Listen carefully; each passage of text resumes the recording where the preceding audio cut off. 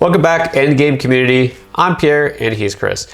Now, we just came off an exciting Super Bowl where the Rams won over the Bengals, and MVP in an unusual fashion was a wide receiver, not something we see too often, and that was Cooper Kupp. If you played fantasy football last year, you're probably familiar with the name because he was by far the MVP of 2021.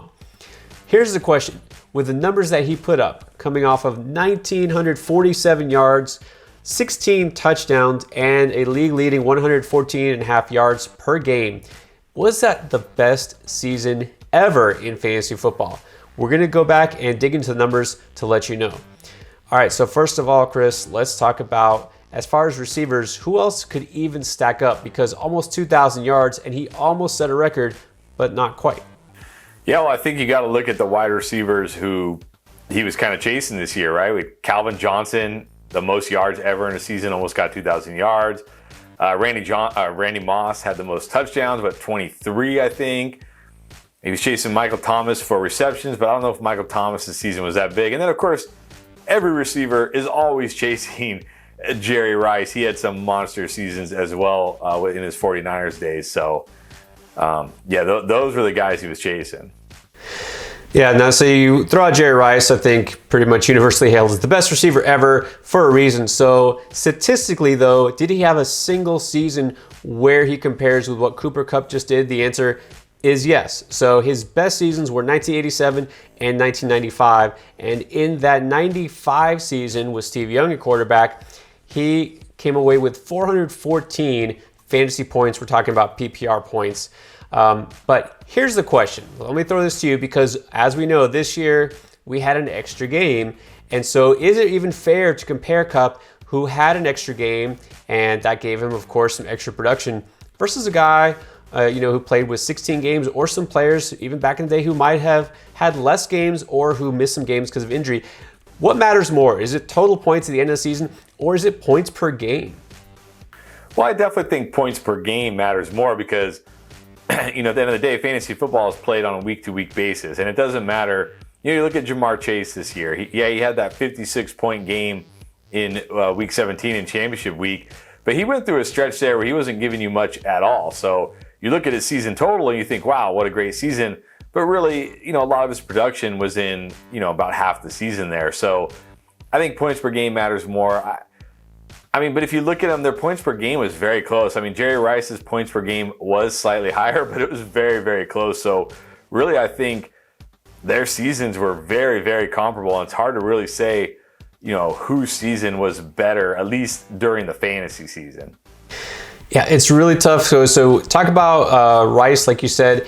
In terms of wide receivers, fantasy point per game basis, Rice, that 95 season, was number one overall, 25.88 points per game. Cooper Kupp right behind him at 28.5 points per game. So you're splitting hairs there. The question is also now as far as the era, because we know passing is a lot more common these days. So Rice probably stood out as being so dominant back then because you didn't see receivers getting close to 2,000 yards as often back then. But man, I will say too, it does matter. The late season production in Cooper Kupp down the stretch was still consistent as ever, helped you in fantasy playoffs. So it's really, really close. But you know what? That extra game still being productive, I still think I can't argue against Kupp here. And like you said, Calvin Johnson had those yards, didn't get the touchdowns. Randy Moss had all those touchdowns, only 1,500 yards. So his average was only 7th in terms of points per game at wide receiver. So when it's all said and done, I don't think we can argue and say that Cooper Kupp's wide receiver season wasn't the best ever. Would you agree with that? Yeah, I would never, if somebody said that was the best fantasy wide receiver season ever, I would not argue against him. Like I said, very close between him and Jerry Rice. I don't know where Jerry Rice was drafted back then because that was a long time ago and fantasy football was very, very, very, very young at the time. But Cooper Kupp, was basically a 4th round pick this year. So incredible value for the guy. So certainly would not argue with anybody if they wanted to say that was the greatest fantasy wide receiver season of all time. And that is actually a really good point because Jerry Rice, I think by 1995, it was pretty obvious. He was the wide receiver 1. So if you're playing fantasy back then, he was your number 1 guy off your board. Cooper Kupp, even this year, coming into this year, was what, a 4th, 5th round pick. So I think it's pretty clear that he had the most valuable fantasy season at wide receiver. So here's the next question. If we establish he had the best fantasy season for a wide receiver, what about ever in all positions? Let's talk about some running backs. So when I think fantasy football and running backs in all-time seasons, there's one name that comes to mind, and that is LT. Those who don't know, that's LaDainian Tomlinson. So dare I compare Cooper Kupp to LaDainian Tomlinson?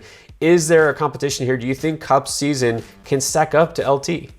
No, this is where it gets unfair. I mean, right, this is why we usually draft running backs first overall, because when you look at the history of fantasy football, even in PPR leagues, the RB1 is almost always the top scorer. Now, Cooper Kupp outscored Jonathan Taylor. It does happen from time to time, but most of the time the RB1 is the top scorer and wins people their leagues.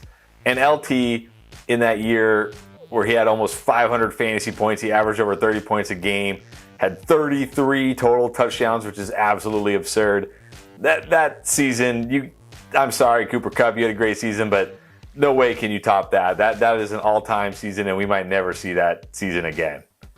Yeah, it's crazy how dominant Tomlinson was. He has the number 1 and the number 5 all-time scoring seasons in fantasy history. Talk about total points, PPR. He was, that kind of multi-purpose back before it became so common now that running backs caught the ball at a high rate. We know Christian McCaffrey, he's number 2 on the list. And then, you know what? This might shock you, but I don't think Cooper Kupp even can take claim to having the number 1 season of fantasy all time by a Ram, not even his own franchise. Remember Marshall Faulk? Yeah, so that guy dominated. He was number 1 all time, or is number 1 all time in terms of fantasy points per game, 32 and a half fantasy points per game in PPR, 32 per game. Okay, because he only played 14 games in that season in 2000, called the greatest show on turf for a reason. So, man, it's just so hard, for a dominant running back to be outscored by a wide receiver. So as great as Kupp was this past season, when you talk about greatest fantasy season ever, it's got to be one of those running backs. And to me, it's LT because he did it over a full season. Even though Falk had more per game basis, LT was there for the whole season and showed up all 16 games. All right, so that's our take. What do you think? Rams fans, let us have it. Let us know. You think Cooper Kupp was the best fantasy player ever? Why or why not? All right, guys, we're going to be here all season long. We're here to talk fantasy, here to talk football. Join us. Check out the information in the description below, ways you can join us, draft with us, and be part of the discussion as we get you ready for fantasy football season. All right, thanks for watching.